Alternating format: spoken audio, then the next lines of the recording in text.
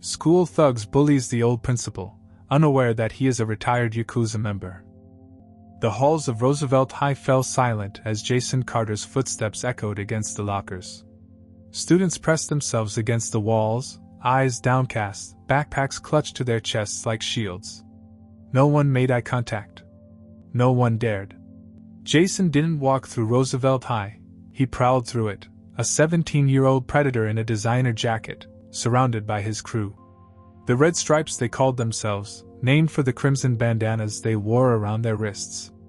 "Hey, Adams!" Jason called out, his voice carrying the casual cruelty of someone who had never faced consequences. "Where's my math homework?" David Adams, a lanky sophomore with glasses too big for his face, fumbled with his backpack. His hands shook as he pulled out a neatly folded paper. Jason snatched the paper, glancing at it before shoving it into his pocket. "Better be an A this time. Last paper you did for me got a B-. I'm sorry, Did I ask for your opinion?" Jason's smile didn't reach his eyes. "Tax is due on Friday. Don't forget. Tax. Protection money. $5 a week from every student who didn't want trouble. Those who couldn't pay found other ways to settle their debt, running packages across town, delivering messages to street corners where the real dealers worked, or worse." Behind Jason stood his inner circle, Ricky Delgado, his right-hand man, a hulking senior with permanently bruised knuckles, Vince Torres, lean and quick, the lookout, and Sarah Chin, whose innocent appearance made her perfect for distracting teachers. No one at Roosevelt called them what they really were: low-level drug runners for the Carter Syndicate, the crime family that had its hooks in half the city. The Red Stripes weren't just school bullies. They were apprentice criminals learning the family business one hallway shakedown at a time. "Mr. Carter." The voice was so soft that Jason almost didn't hear it. He turned to find himself facing one of the history teachers, Mr. Patel. "You're supposed to be in class," Mr. Patel said, trying to sound authoritative despite the tremor in his voice. Jason smiled, placing a hand on the teacher's shoulder. "Mr. Patel, I've got business to handle. I'm sure you understand. The attendance office has been asking questions." "Then tell them I was in the bathroom." Jason's voice hardened. "Or would you rather talk to my father about it?" The mention of Frank Carter was enough. Everyone knew who he was: the businessman whose real business happened after hours, the philanthropist whose charity events were attended by the mayor and police chief, the untouchable crime boss who had turned half the city into his personal playground. "Just try to make it to your afternoon classes," Mr. Patel mumbled before hurrying away. "They're all scared shitless." Ricky laughed. "You see his face when you mentioned your old man? They should be scared," Jason said. "My father owns this neighborhood. Owns this school. One call from him, and anyone here disappears. Teachers included." It wasn't an empty threat. 3 months ago, a new English teacher had tried to report Jason after catching him selling pills in the bathroom. She was gone within a week. Official story, family emergency. Reality, Frank Carter had made a few calls, and suddenly there were allegations about inappropriate behavior with students. No proof, but enough whispers to force a resignation. Near the cafeteria, Jason noticed a commotion by the vending machines. A freshman was arguing with Vince. "I already paid last week," the kid was saying. "That was supposed to cover the month." "Rules changed," Jason announced. "Weekly payments now. Inflation, you know how it is." The kid looked at him with something dangerous in his eyes. Not fear. Defiance.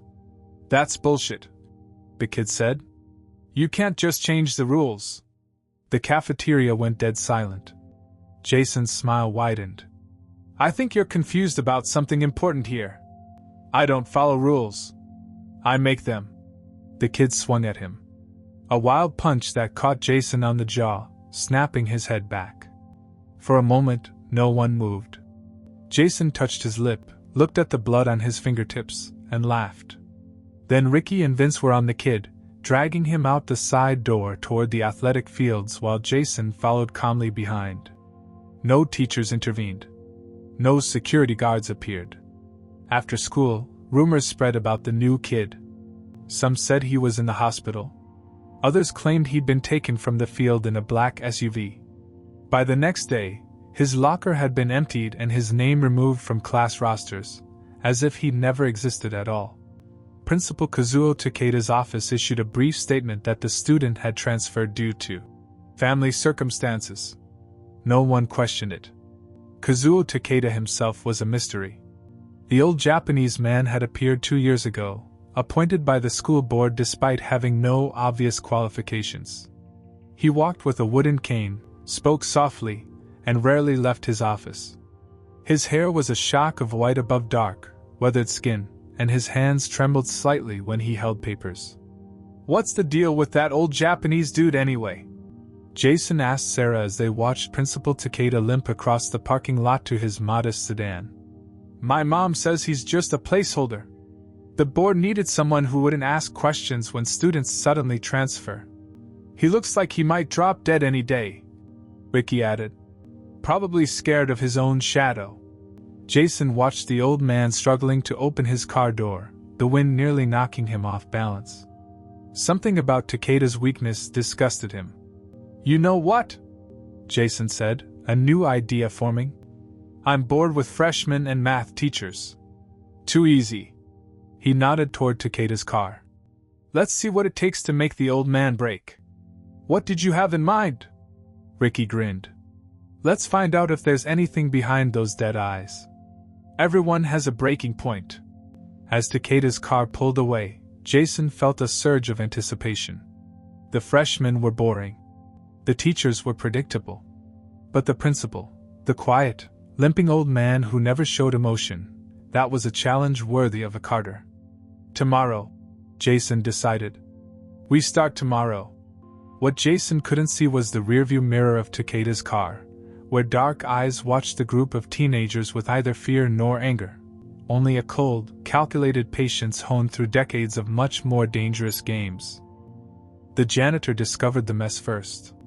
Principal Takeda's office door hung ajar at 6:30 a.m., the lock expertly picked, a skill Jason had learned from one of his father's associates. Inside, chaos reigned. Red spray paint covered the walls with crude insults in dripping letters. "Go home, old man," and "Retire or else." Takeda's modest desk lay overturned, drawers emptied onto the floor. Family photos in simple frames had been smashed, glass shards scattered across the carpet. A vintage fountain pen, the principal's prized possession that students had often seen him writing with, had been snapped in half, ink bleeding into the carpet like a small wound. Jason and his crew had recorded the whole thing on their phones the night before, laughing as they desecrated the old man's space. The video had already circulated among select students, establishing the red stripe's dominance once again. "Think the old man will cry?" Vince had asked while filming Ricky drawing obscene images on the walls. "Maybe he'll finally quit," Sarah suggested, rifling through Takeda's personal files. "Look at this, he keeps actual paper records. Who does that anymore?" Jason had merely smiled, scanning the room for anything valuable. There wasn't much. Takeda lived simply. The only item of note was a small wooden box with Japanese characters carved into it. When Jason tried to open it, he found it locked. "Probably his dentures," he joked, tossing it aside. Now, as students arrived for the day, whispers spread through the hallways. Some were horrified, most were afraid of what the escalation meant. If Jason was bold enough to target the principal, no one was safe. Jason positioned himself near his locker with Ricky, awaiting Takeda's arrival. They didn't have to wait long. The old man walked through the main entrance at precisely 7:45 a.m., as he did every morning. If he had heard about the vandalism, his face betrayed nothing. He moved with his usual slow, deliberate pace, leaning heavily on his cane. "Morning, Principal Takeda," Jason called out, loud enough for everyone to hear. "Decorating your office? I hear red is in the season." A few nervous laughs echoed down the hallway. Takeda paused, turning toward Jason. For a moment, just a brief moment, their eyes met. The principal's gaze was unnervingly steady, revealing nothing. Then he simply continued walking, disappearing down the corridor toward his vandalized office. "Did you see that?" "Nothing." Jason laughed. "Man doesn't even have the balls to look angry." But something about that gaze unsettled him in a way he couldn't articulate. Throughout the day, Jason waited for an announcement, a school-wide meeting, a call to his father, anything. Nothing came. Classes proceeded normally. When Jason walked past the principal's office after lunch, he saw the custodian cleaning the walls while Takeda calmly sorted through papers at his righted desk, as if nothing unusual had happened. "He's pretending it doesn't bother him," Jason told his crew during last period. "We need to push harder." That evening, Jason stayed late after basketball practice. He knew Takeda's routine. The principal always worked until at least 7 p.m., long after most teachers had left. The parking lot would be nearly empty by then. Jason waited in his car, a black BMW his father had given him for his 16th birthday, watching as the last few staff members drove away. Finally, Takeda emerged from the side entrance, carrying his worn leather briefcase, moving cautiously down the steps. Jason stepped out of his car, signaling to Ricky, who was waiting nearby. Together, they approached Takeda from behind as he reached his sedan. "Need help with that, old man?" Jason called out, startling the principal. Takeda turned slowly. "Mr. Carter, it's late for you to be here. Wanted to talk about my college recommendations," Jason said, moving closer. "Dad says I need to start thinking about my future.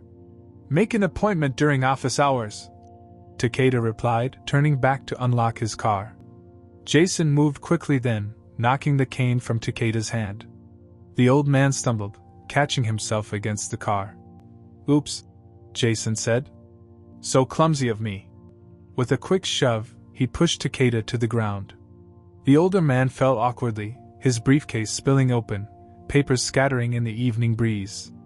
"Not so high and mighty now, are you?" Jason stood over him, expecting fear, anger, pleading, any of the usual responses his victims showed. Instead, Takeda slowly raised his eyes to meet Jason's. There was no fear there. No anger. Only something that looked remarkably like disappointment. As if Jason had failed some test he hadn't known he was taking.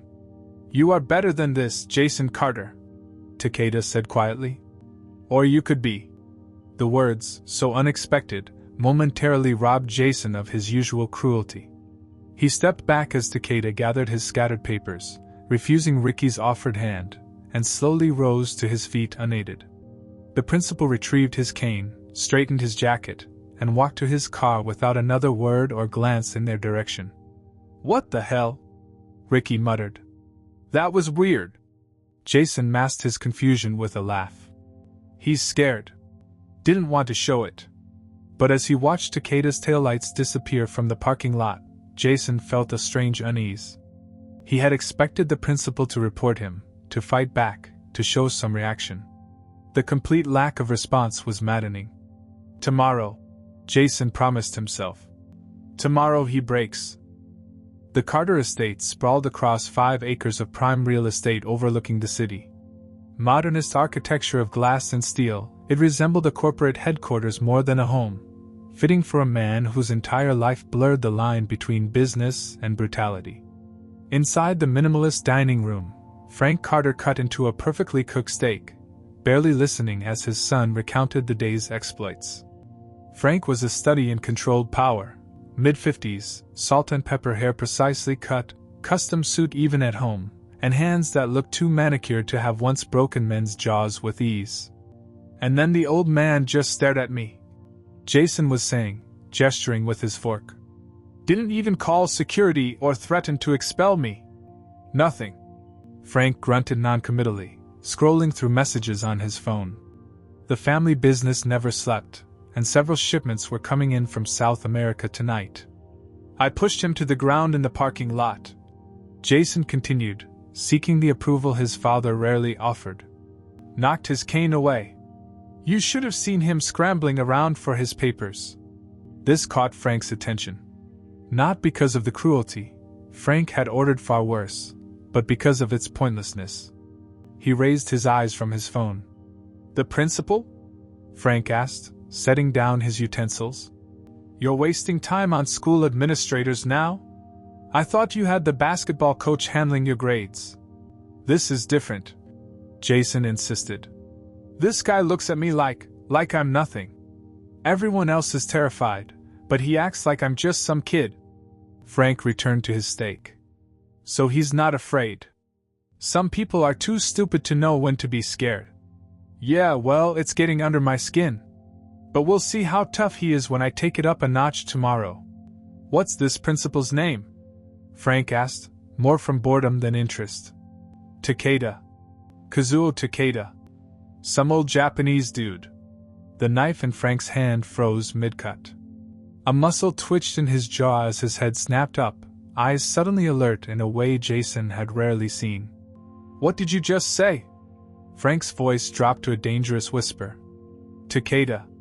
The principal's name is Kazuo Takeda," Jason repeated, confused by his father's reaction. Frank's knife clattered against his plate. In a movement so swift it startled his son, he grabbed Jason by the collar, yanking him forward until their faces were inches apart. "Are you out of your goddamn mind?" Frank hissed, genuine fear flashing in his eyes. "You picked a fight with the White Tiger of Kyoto?" Jason struggled against his father's grip. "The what? Dad, what are you?" "Shut up." Frank released him with a shove, standing abruptly. "Roberto!" he bellowed. The family's head of security appeared instantly in the doorway, hand instinctively resting on the gun beneath his jacket. "Sir? Get me the old syndicate files from Japan. The Kyoto conflict, 1990s. Now." Roberto's eyes widened slightly. He'd been with Frank long enough to recognize names from the old days. "The Kyoto files? You sure?" "Now!" Frank snapped, already pulling out his phone and dialing. "And get Mateo on the South Side shipment tonight. I need to handle this personally." Jason sat frozen in his chair, bewildered by the transformation. His father, who had negotiated with rival gangs without blinking, who had once calmly finished dinner while a man bled out in their garage, looked rattled. "Dad, what's going on?" Jason asked as Roberto hurried away. "He's just some old man. He can barely walk without a cane." Frank held up a finger silencing his son as someone answered his call. "Victor? It's Carter. I need confirmation on something." His voice dropped lower, but Jason could still hear. "Kazuo Takeda. Is he in the States?" A pause. "Yes, that Kazuo Takeda." Another longer pause, during which Frank's face grew progressively paler. "Christ. How long have you known?" A final pause. "No, we have a situation. My idiot son's been pushing him around at school." Frank ended the call, looking at Jason with a mixture of anger and something Jason had never seen on his father's face before, fear. "Do you have any idea what you've done?" Frank asked, his voice eerily calm now. "No, because no one will tell me who the hell this guy is." Jason exploded, unused to being kept in the dark. Roberto returned carrying an old-fashioned manila folder stamped with Japanese characters and the word, classified, in faded red ink. Frank snatched it, spreading photos and documents across the dining table, pushing aside their dinner plates. "This," Frank said, pointing to a grainy surveillance photo, "is Kazuo Takeda. 28 years ago." Jason leaned forward, studying the image. A lean Japanese man in an impeccable suit stood beside a luxury car, sunglasses hiding his eyes. Despite the photo's age, there was something familiar in the posture, the set of the jaw. "That's not him," Jason said uncertainly. "This guy looks dangerous." "Because he was," Frank replied, flipping through more photos. "Kazuo Takeda wasn't just in the Yakuza. He was Kyoto's shadow enforcer for the Inagawakai. The White Tiger, they called him. But our principal can barely stand up straight. He's a ghost," Frank interrupted. "A myth. The kind of man other criminals told stories about to scare each other." He pushed forward a newspaper clipping with Japanese characters. 7 rival family lieutenants disappeared over one weekend. No bodies ever found. His signature. This can't be the same person, Jason insisted. Frank's laugh was hollow. People in our world don't just retire, son. They either die or disappear. He leaned across the table. 30 years ago, after orchestrating the bloodiest gang war Kyoto had ever seen, the White Tiger vanished. Some said he died. Others said he changed his face. Now I know the truth. He's been hiding in plain sight. As your school principal. Something cold settled in Jason's stomach. What do I do? Frank's eyes hardened. Nothing. You never go near him again. You understand me? Never. Again.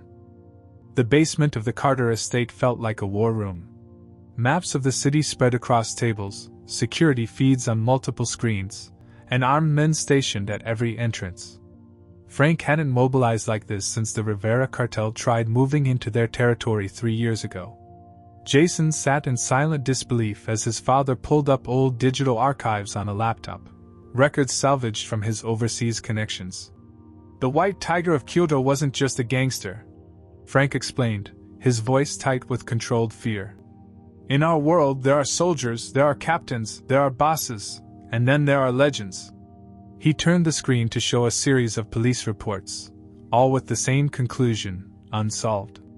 These are all Takeda? Jason asked, scrolling through the cases. Frank nodded grimly. The Japanese authorities could never prove it. No witnesses. No evidence. Just bodies, when he wanted them found, arranged with meticulous precision. He pulled up another file. This one was his specialty. A Yakuza underboss who tried to betray his family. They found him in his car at a busy intersection. Not a mark on him, but dead. Autopsy revealed a single puncture wound so small they almost missed it, right at the base of the skull. Jason swallowed hard, trying to reconcile this information with the limping old man he'd shoved to the ground. But he's ancient now. He can barely walk. Frank's laugh was cold. You think that cane is just for walking? The White Tiger was known for hidden weapons. That cane is probably more dangerous than any gun. Roberto entered with another file, this one containing old photographs from Japan. Frank spread them across the table, images of a younger Takeda in perfectly tailored suits, standing respectfully behind older Japanese men Jason assumed were his superiors. He wasn't flashy, Frank continued. That's what made him so effective. He was invisible until he didn't want to be. His trademark was efficiency. One story says he eliminated an entire rival faction during a tea ceremony. 12 men, all finished before the tea had finished steeping. If he's so dangerous, why is he working as a high school principal? Jason asked, still struggling to believe. Frank shook his head. That's what concerns me most. Men like Takeda don't retire to normal jobs. They're either plotting something or hiding from something. He pulled out one final photograph, newer than the others. It showed Takeda, looking closer to his current age, standing in traditional Japanese funeral attire beside a grave. This was the last confirmed sighting before he disappeared, Frank explained. His wife's funeral, about 35 years ago. Shortly after, Tokyo erupted in a gang war. When it ended, 28 high-ranking Yakuza were finished, and the White Tiger had vanished. Some said he died in the conflict, Roberto added. Others said he'd grown disillusioned with the life and walked away. The smart money was on him having gone into hiding with a new identity. And now he's here, Frank concluded. In our city, in our territory, teaching remedial algebra to delinquents. So what, he's harmless now? Jason asked hopefully. Frank's eyes hardened. Listen carefully. The White Tiger was the last man you ever wanted to owe a debt to, because those who didn't pay vanished. He gripped Jason's shoulder painfully. And now, thanks to you, we owe him a debt of respect that's been severely compromised. The reality finally began sinking in. Jason felt cold sweat forming on his brow. What's going to happen? Best case scenario? Nothing. Maybe he really is just living out his final years in peace. Frank didn't sound convinced. Worst case? He's been establishing cover, rebuilding a network right under our noses. What should I do? Jason asked, his usual arrogance replaced by genuine fear. Stay away from him, Frank ordered. From now on, you don't even look in his direction. I'm going to reach out through proper channels, offer respect and compensation for your stupidity. That's it. We're just going to apologize. Jason couldn't believe what he was hearing. His father never backed down from anyone. Frank slammed his fist on the table. This isn't some street thug we can intimidate. The White Tiger once infiltrated a police station in Osaka and left a rival's severed head in the chief inspector's personal refrigerator, without a single security camera capturing his presence. He makes men like me look like amateur pickpockets. The basement fell silent as this sank in. Finally, Roberto spoke up. There's another angle to consider, boss. If Takeda wanted retaliation, he'd have taken it already. The fact that he's shown restraint suggests he might genuinely be retired. Frank considered this. Perhaps. But men like Takeda don't forget disrespect. They catalog it, save it, and collect payment at the moment of maximum impact. He turned back to Jason, his expression grave. I'm serious, son. I don't care about your reputation at school. I don't care if the other kids think you've gone soft. You stay away from Kazuo Takeda. Understood? Jason nodded, subdued by his father's uncharacteristic caution. But beneath his apparent agreement, a seed of resentment took root. His entire life, he'd been taught to never show weakness, to dominate every situation, to make others fear the Carter name. Now, he was being told to bow and scrape to an old man because of ancient history? It didn't sit right. Yeah, Dad, he said finally. I understand. But in his mind, Jason was already forming a plan. His father might fear ghosts from the past, but Jason lived in the present. And in the present, Kazuo Takeda was just a frail old man with a cane. Or so he thought. Jason sat in his bedroom, the glow from his laptop casting harsh shadows across his face. His father's warnings echoed in his mind, but pride and resentment pushed back harder. The Carter family never cowered. That's what his father had taught him his entire life. This is bullshit, he muttered, closing the browser window where he'd been searching for more information on Yakuza enforcers. All he'd found were movie references and sensationalized stories. His phone buzzed with a text from Ricky. Still on for tomorrow? Jason hesitated. Ricky had been his right hand since middle school, loyal, unquestioning, and always eager to prove himself. If Jason was backing down now, he at least owed his friend an explanation. Let's talk first thing tomorrow, Jason replied. Got some new info on the principal situation. Cool. Got something special planned for the old man anyway. He won't know what hit him, came Ricky's response. Jason frowned. He'd have to rein Ricky in tomorrow, explain the situation somehow without sounding weak. He tossed his phone aside and finally drifted into an uneasy sleep. The next morning, Jason arrived at school earlier than usual, wanting to catch Ricky before first period. But Ricky wasn't at their usual meeting spot by the lockers. He wasn't in the cafeteria either. Have you seen Ricky? Jason asked Sarah when she arrived. She shook her head. Thought he'd be with you. He isn't answering my texts. By third period, Jason was genuinely concerned. Ricky had never missed school without telling him first. He sent another text, which showed as delivered but remained unanswered. During lunch, Jason returned to his locker to grab his calculus textbook. When he opened the metal door, something fluttered to the floor, a glossy photograph that hadn't been there that morning. He picked it up, turned it over, and felt his blood turn to ice. The photo showed Ricky kneeling on a concrete floor, hands bound behind his back with what looked like thin wire.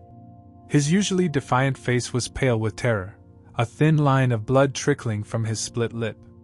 Behind him was a plain concrete wall, the kind found in the school's maintenance basement.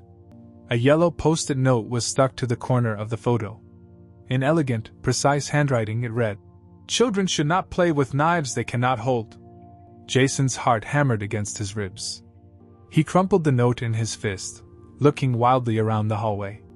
Students passed by, laughing and talking, oblivious to his panic. How had someone opened his locker? Who had taken Ricky? The answer came unwanted to his mind: Takeda. Impossible, Jason whispered to himself. He's just an old man. But his father's warnings resurfaced. The white tiger was a ghost, a myth, a killer who never left loose ends. And now Ricky was missing. Jason pulled out his phone with trembling fingers and dialed Ricky's number again.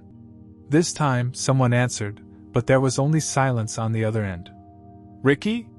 Jason said, his voice cracking. "Ricky, is that you?" Nothing. Then, after 10 agonizing seconds, the call disconnected. Jason sprinted toward the administration wing, caution forgotten in his panic. He burst into the front office, startling the secretary. "Where's Principal Takeda?" he demanded. "In a district meeting all day," she replied, frowning at his tone. "He won't be back until tomorrow. Is there something I can help you with?" Jason backed away without answering. If Takeda was gone, who had taken that photo? Who had Ricky? The rest of the day passed in a blur of fear and confusion. Jason tried calling his father, but Frank was in meetings of his own, cartel negotiations that couldn't be interrupted. Roberto advised him to sit tight, promising to look into Ricky's disappearance.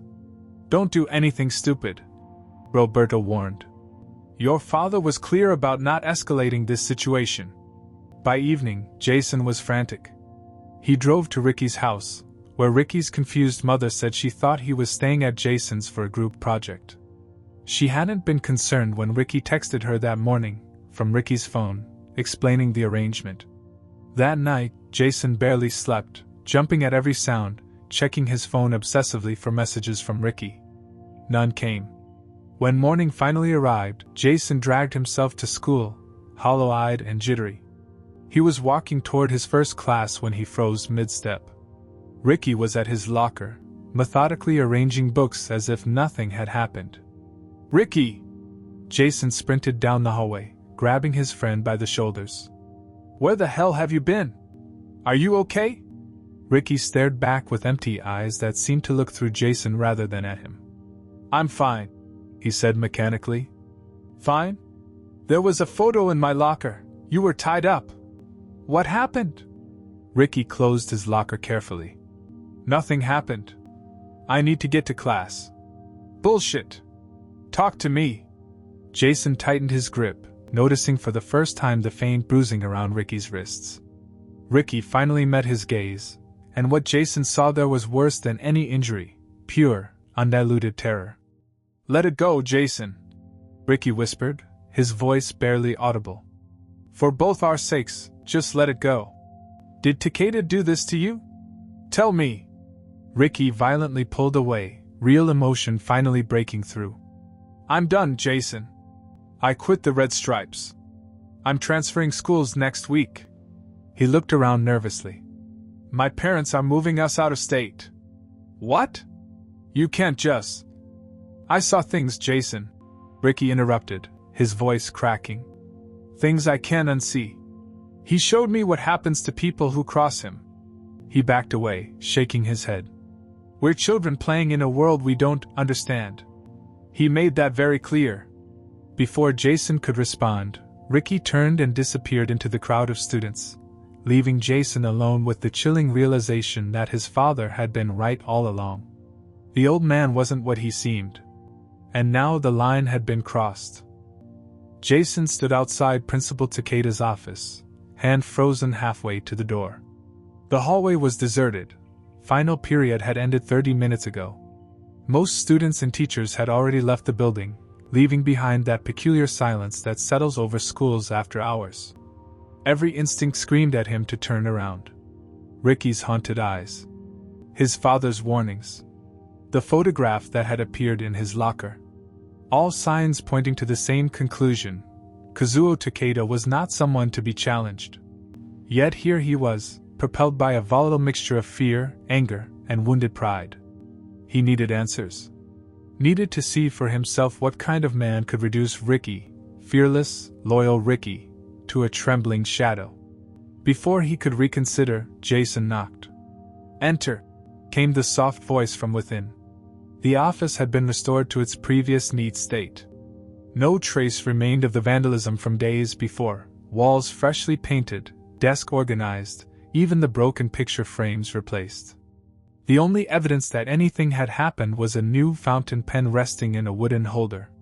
Takeda sat behind his desk, calmly pouring tea from a small cast iron teapot into 2 ceramic cups. He didn't look up as Jason entered. "Mr. Carter," he said, his accent more pronounced than usual. "I have been expecting you." Jason remained standing near the door. "What did you do to Ricky?" Takeda finally raised his eyes, studying Jason with that same unnerving calm. "Please sit." "Tea? I don't want your tea," Jason snapped. "I want to know what you did to my friend." "I taught him a lesson," Takeda replied simply, pushing 1 cup forward. "Would you like one as well?" The casualness of the admission struck Jason like a physical blow. He had expected denials, not this quiet acknowledgement. "You kidnapped him," Jason said, his voice rising. "You tied him up, threatened him. And yet," Takeda interrupted gently, "he returned completely unharmed. Physically, at least." He sipped his tea. "Mr. Delgado made choices. I simply showed him their consequences." Rage surged through Jason. He took 3 quick steps toward the desk, reaching into his jacket to pull out the switchblade he always carried, his father's 16th birthday gift. What happened next would replay in Jason's nightmares for years to come. One moment, Takeda was seated behind his desk, seemingly vulnerable. The next, Jason found himself pinned against the wall, arm twisted painfully behind his back, knife clattering uselessly to the floor. He hadn't even seen the old man move. "You are your father's son," Takeda whispered in his ear, voice still calm despite the violence of his actions. "Impulsive. Arrogant. Skilled, but undisciplined." Jason struggled, but Takeda's grip was like iron, belying his frail appearance. There was no tremor in those hands now, no hesitation in the body that had seemed so weak. "Go home, little boy," Takeda continued, his breath warm against Jason's ear. "Playtime is over." With a slight adjustment of pressure that sent excruciating pain shooting up Jason's arm, Takeda released him and stepped back, smoothly retrieving his cane from where it leaned against the desk. By the time Jason had turned around, gasping, the principal had resumed his seat as if nothing had happened. "Your father knows who I am," Takeda said, lifting his teacup again. "He understands the old ways. The respect that is due." Jason rubbed his aching shoulder, staring at this man who had transformed from prey to predator in the blink of an eye. "Why are you here? In this school? In this city?" A flicker of something, maybe sadness, maybe regret, passed across Takeda's face. "Everyone deserves a second act, Mr. Carter. Even men like me. Even men like your father." He traced the rim of his cup with 1 finger. "I chose education because I wished to build rather than destroy. To shape rather than extinguish." He looked up, and for a moment, Jason glimpsed the man from his father's photographs. The white tiger, deadly and precise. "But make no mistake. I have not forgotten how to destroy when necessary." The office door opened suddenly, and Jason turned to see his father standing in the doorway, flanked by Roberto. Frank Carter's face was a mask of controlled fury, not directed at Takeda, but at his son. "Jason," Frank said tightly. "Wait outside." "Dad, Now." Jason had never heard that tone from his father before. He slipped past without another word, but lingered just outside the door, listening. Inside, his father approached Takeda's desk and did something Jason had never witnessed before. Frank Carter, who bowed to no one, bent deeply at the waist in a formal bow. "Takeda-san," Frank said, his voice heavy with respect. "I will handle my son. Please forgive his foolishness." Takeda rose and returned a smaller bow. "We were young once too, Carter-san." He gestured to the tea service. "Join me?" The door closed before Jason could hear more, but the message was clear. Whatever hierarchy existed in the criminal world, Kazuo Takeda stood above the Carter family. The next morning, Jason's locker had been cleaned out, his transcripts transferred to Westridge Academy across town. The Red Stripes, leaderless and shaken by Ricky's abrupt departure, dissolved within days, their territory quietly absorbed by older, more established crews. In the halls of Roosevelt High, students noticed a subtle change. The atmosphere lightened as the shadow of fear lifted. Teachers began enforcing rules again. New students arrived to replace those who had mysteriously transferred. And Principal Kazuo Takeda continued his quiet work, walking the corridors with his cane, offering gentle guidance to troubled students, and teaching, in his own way, the most important lesson of all: respect. No one ever disrespected Principal Takeda again.